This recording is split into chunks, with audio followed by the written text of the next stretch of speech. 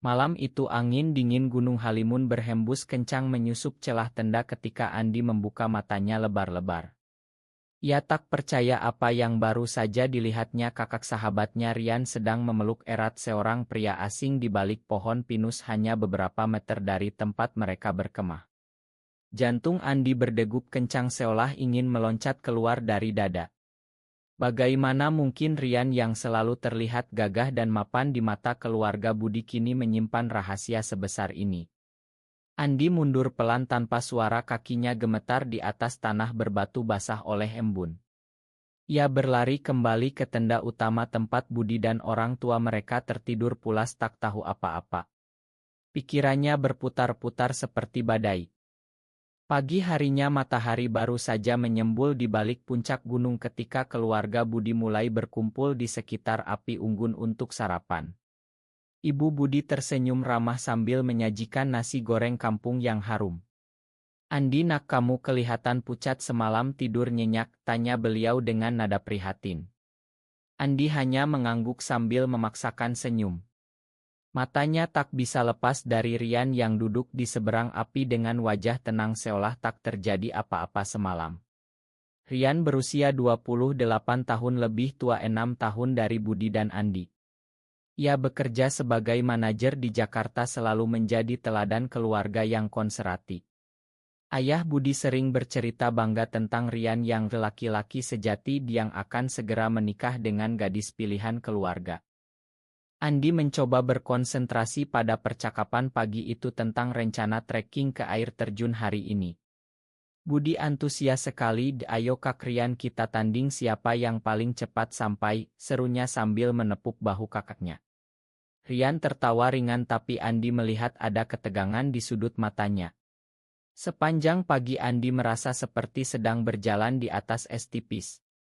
Setiap kali Rian mendekat untuk membantu memasang ransel atau membagi air minum, Andi merasa dadanya sesak. Rahasia itu seperti beban berat yang hanya ia dan Rian ketahui.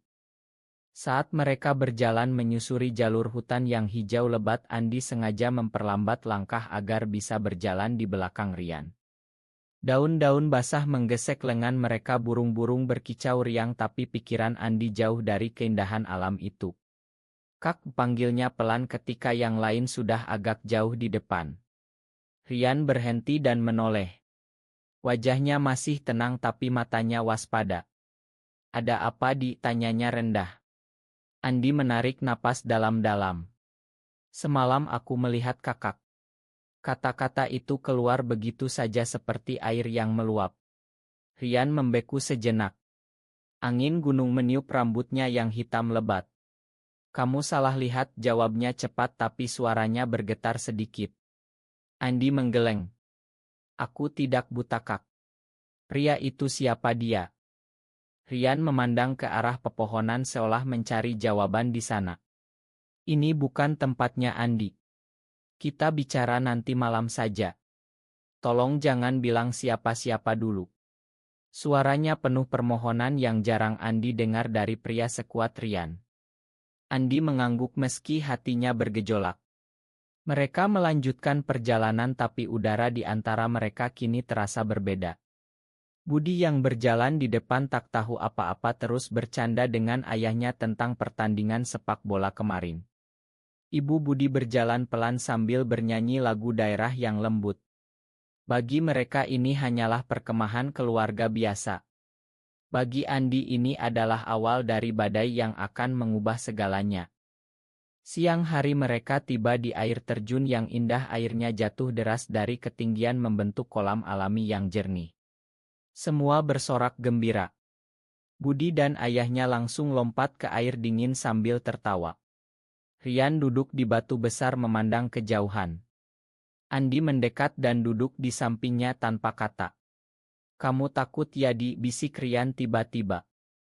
Andi menggeleng tapi jujur dalam hati ia takut. Takut pada rahasia ini, takut pada perasaan aneh yang mulai tumbuh di dadanya setiap kali melihat senyum Rian. "Aku cuma tidak mengerti Kak. Selama ini kakak selalu terlihat bahagia dengan hidup kakak. Kenapa sembunyikan?" Rian menghela napas panjang.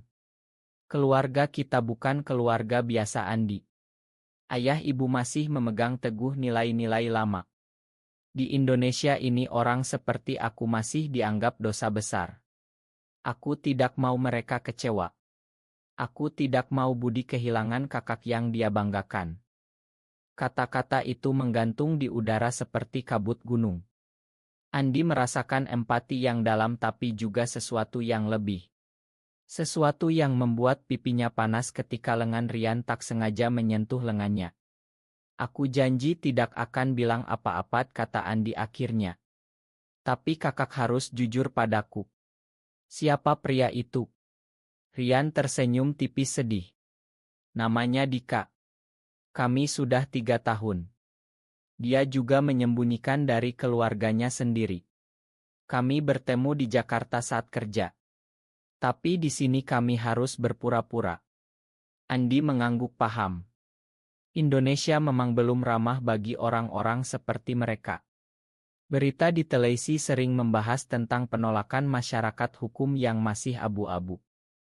Mereka bergabung kembali dengan yang lain tapi sepanjang sore Andi merasa seperti orang lain. Ia tertawa saat Budi menceritakan lelucon tapi pikirannya terus kembali ke Rian. Malam menjelang mereka duduk mengelilingi api unggun lagi. Ayah Budi bercerita tentang masa mudanya dulu di desa. Ibu Budi menjahit baju kecil untuk cucu kelak. Budi mengantuk di bahu Andi. Rian diam-diam melirik Andi dari seberang api. Tatapan mereka bertemu hanya sedetik tapi cukup untuk membuat Andi sadar bahwa rahasia ini baru saja menjadi milik bersama. Dan ia tidak bisa lagi mengabaikannya. Keesokan paginya kabut masih menyelimuti perkemahan ketika Andi terbangun karena suara bisik-bisik di luar tenda. Ia mengintip pelan dan melihat Rian sedang berbicara di telepon dengan suara rendah. Dika, aku tidak bisa lama-lama di sini, keluarga terus mengawasi. Kata-kata itu menusuk hati Andi seperti jarum. Ia merasa bersalah karena menguping tapi tak bisa berhenti. Rian mengakhiri panggilan lalu duduk di batu sambil menutup wajah dengan kedua tangan. Andi keluar dari tenda mendekatinya pelan. Kak, kamu baik-baik saja? Rian menoleh terkejut tapi kemudian tersenyum lemah. Kamu selalu muncul di saat yang tepat, Yadi. Mereka berjalan menyusuri sungai kecil di dekat perkemahan batu-batu licin oleh lumut. Rian akhirnya bercerita lebih banyak. Dika adalah rekan kerja di perusahaan teknologi. Mereka jatuh cinta secara perlahan melalui meeting malam dan kopi larut. Tapi di Indonesia mencintai sesama jenis berarti hidup dalam bayang-bayang. Rian pernah hampir ketahuan saat ayahnya menemukan pesan di ponsel lama. Sejak itu ia lebih hati-hati. Aku capek sembunyi, Andi, katanya sambil melempar batu ke sungai. Tapi kalau keluar aku takut kehilangan semuanya. Keluarga, pekerjaan, bahkan Budi. Andi mendengarkan dengan dada sesak. Ia teringat bagaimana keluarganya sendiri masih sering berkomentar sinis tentang berita di televisi. Mungkin aku bisa bantu, Kak, kata Andi tanpa berpikir panjang. Rian memandangnya lama. Kamu tidak takut? Andi menggeleng meski dalam hati ia mulai merasa takut pada dirinya sendiri. Siang itu mereka trekking lebih jauh. Budi dan ayahnya memimpin jalur sementara Ibu Budi dan Andi berjalan di belakang bersama Rian.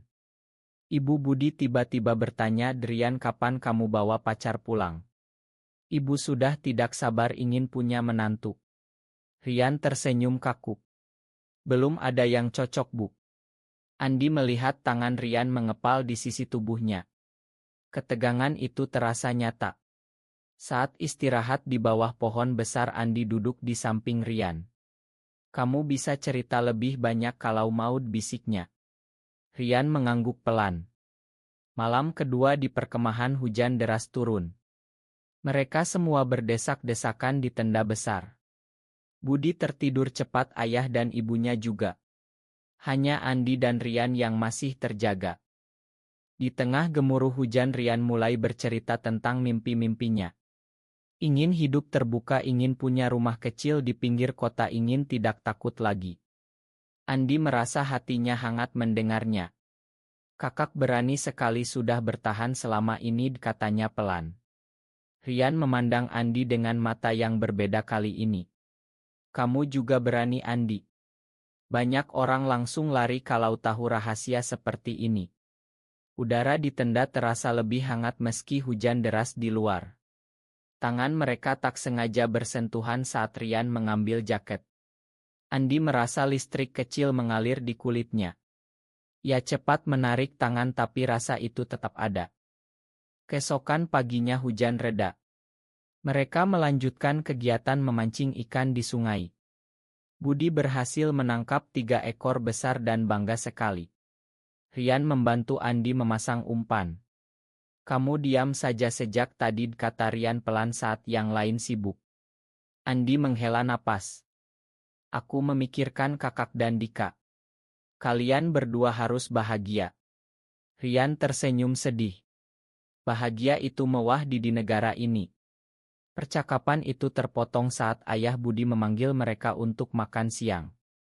Tapi benih-benih perasaan baru mulai tumbuh di hati Andi. Ia mulai melihat Rian bukan hanya sebagai kakak sahabatnya lagi. Sore hari mereka main kartu di tenda. Tawa menggema tapi Andi merasa dunia semakin sempit. Setiap kali Rian tertawa ia merasa dadanya berdesir. Malam ketiga Rian mengajak Andi berjalan-jalan singkat di sekitar perkemahan. Aku sudah bilang ke Dika tentang kamu yang tahun, katanya. Dia khawatir tapi juga lega ada yang bisa bicara denganku di sini. Andi mengangguk. Mereka duduk di tepi sungai yang tenang sekarang. Bulan purnama menyinari air. Andi terima kasih sudah tidak menghakimi, kata Rian tulus. Andi memandang wajah Rian yang diterangi cahaya bulan. Untuk pertama kalinya ia menyadari betapa tampannya kakak sahabatnya ini. Dan betapa berat beban yang dipikulnya sendirian. Hari keempat perkemahan dimulai dengan kabut tebal yang membuat suasana semakin misterius. Andi bangun lebih awal dan menemukan Rian sudah duduk di depan api unggun yang masih menyala kecil. Tidurmu nyenyak, tanya Rian sambil menyodorkan secangkir kopi panas. Andi menerimanya dengan tangan yang sedikit gemetar. Tidak terlalu, Kak. Aku memikirkan banyak hal. Mereka diam sejenak menikmati kopi pahit yang hangat. Burung-burung mulai berkicau lagi.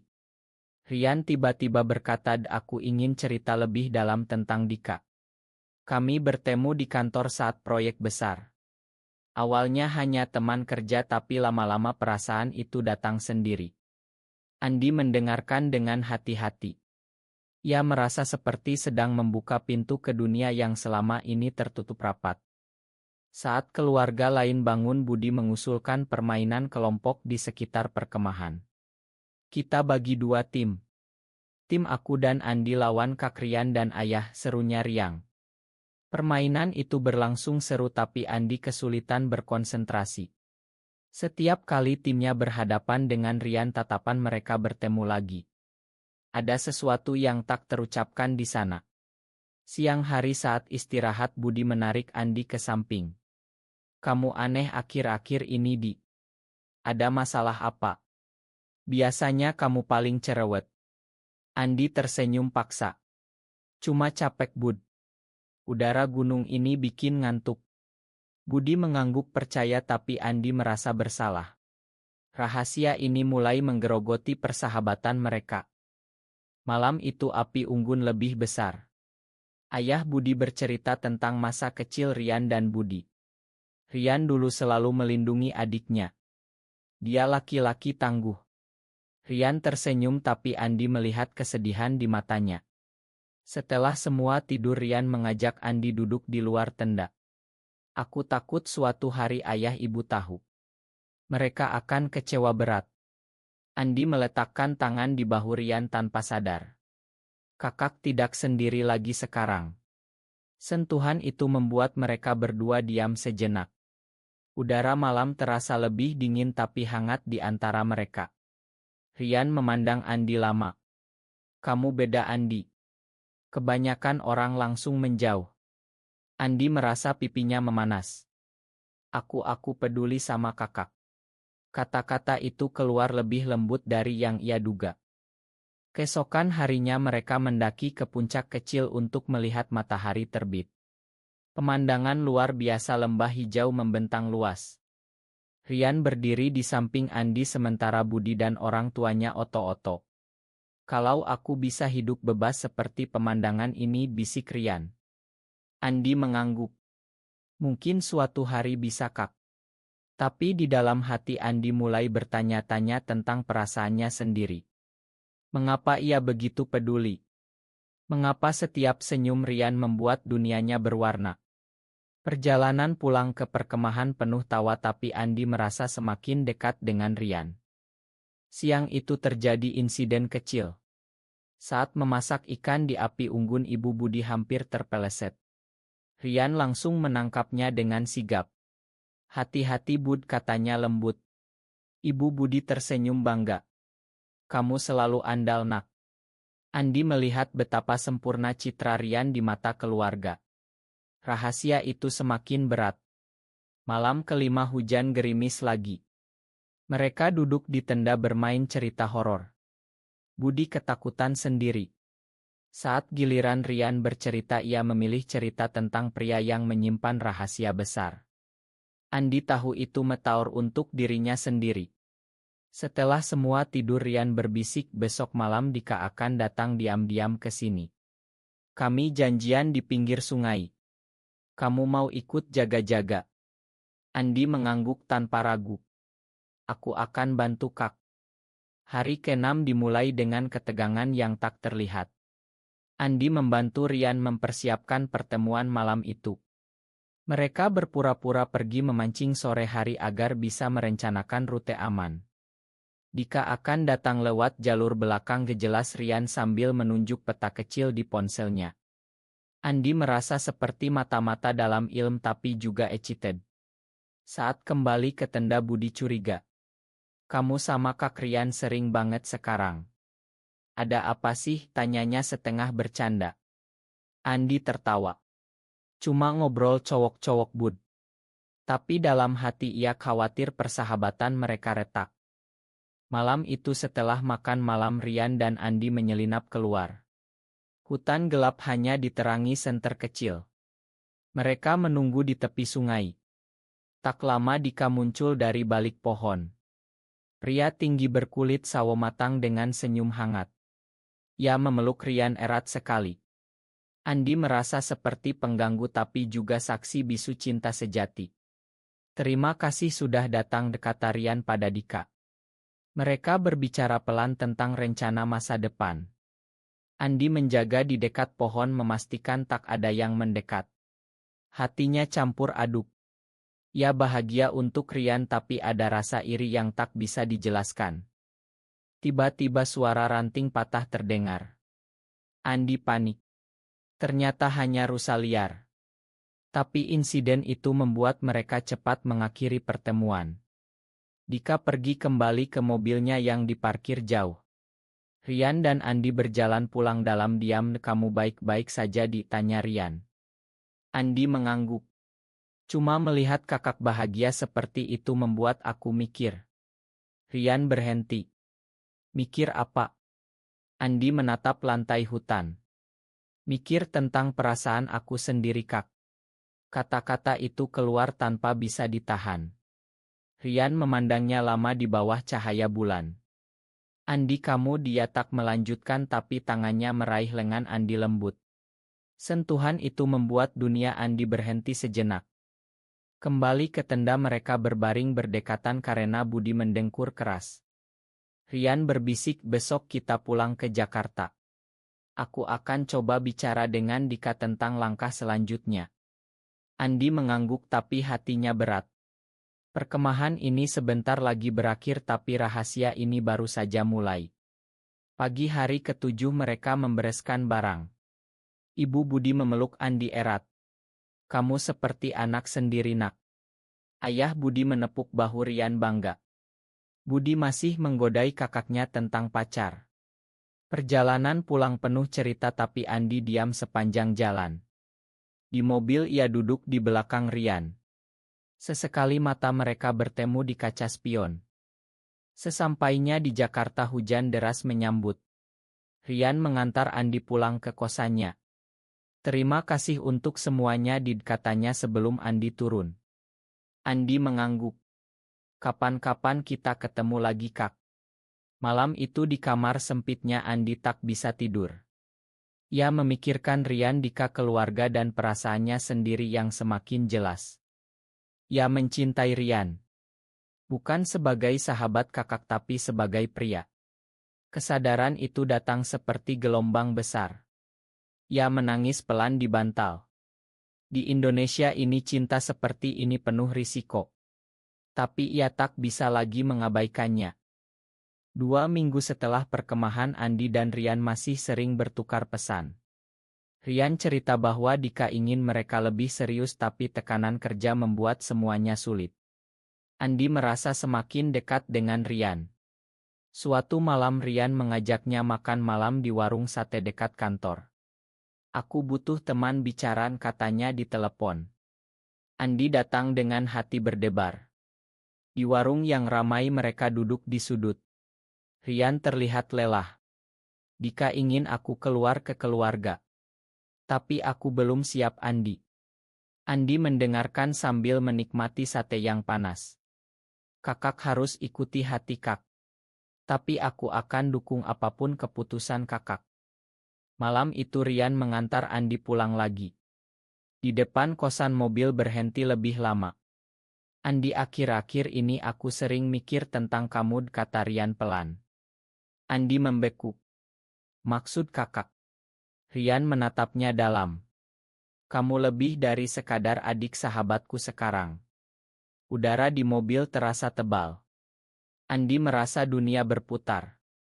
Aku juga merasakan hal yang sama. Pengakuan itu keluar begitu saja. Mereka diam lama lalu Rian meraih tangan Andi. Ini rumit Di. Ada budi keluarga Dika. Andi mengangguk paham. Aku tahu. Tapi untuk pertama kalinya aku merasa hidup kak. Hari-hari berikutnya penuh pertemuan rahasia. Mereka bertemu di taman kota atau kai kecil. Rian bercerita tentang masa kecilnya yang kesepian meski punya keluarga besar. Andi berbagi mimpi-mimpinya menjadi desainer Grace. Cinta mereka tumbuh pelan seperti bunga di musim hujan. Tapi tekanan mulai datang. Budi mulai curiga karena Andi sering menghilang. Kamu pacaran ya Di? Cerita dong goda Budi suatu sore saat mereka main game online. Andi tertawa tapi gelisah. Suatu hari ayah Budi menelepon Rian. Kamu sudah waktunya menikah nak. Ibu sudah pilihkan calon. Rian panik. Ia cerita pada Andi malam itu di mobil. Aku tidak tahu harus bagaimana. Andi memeluk Rian pelan untuk pertama kalinya. Kita hadapi bersama kak. Pelukan itu hangat dan penuh makna. Tapi di belakang mereka ada Dika yang masih menunggu keputusan. Rian merasa terjebak di antara dua dunia. Krisis datang ketika Budi tak sengaja melihat pesan di ponsel Andi.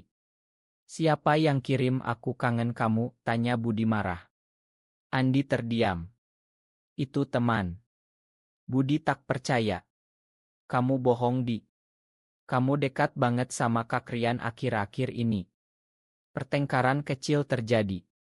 Andi merasa dunia runtuh. Malam itu ia menangis sendirian. Apakah ia harus mengorbankan persahabatan demi cinta? Rian datang ke kosannya diam-diam, kita harus hati-hati Andi. Tapi aku tidak mau kehilangan kamu. Mereka berpelukan lama di kamar kecil itu.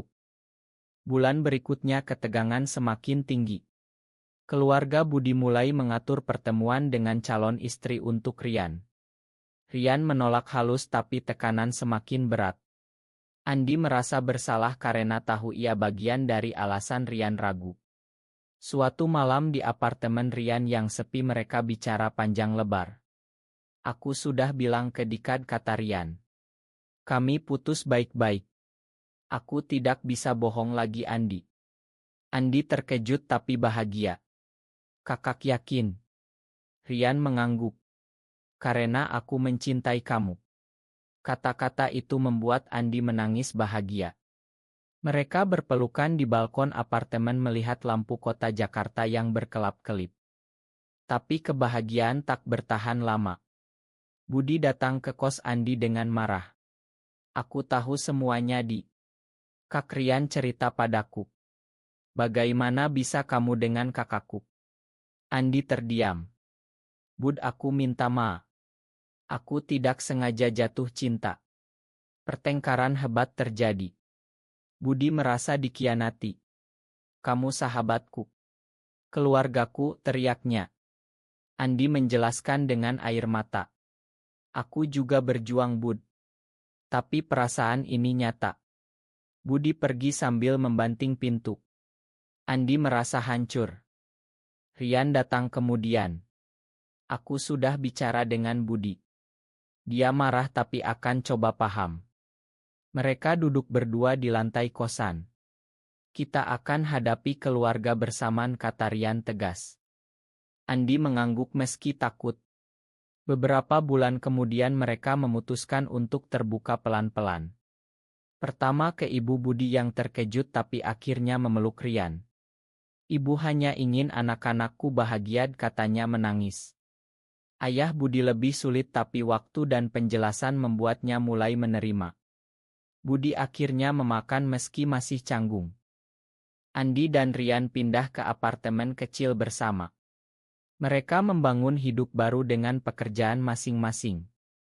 Di Indonesia yang masih penuh tantangan, mereka belajar hidup dengan kepala tegak. Cinta mereka tumbuh semakin kuat melalui ujian. Suatu malam di balkon, Rian memeluk Andi dari belakang.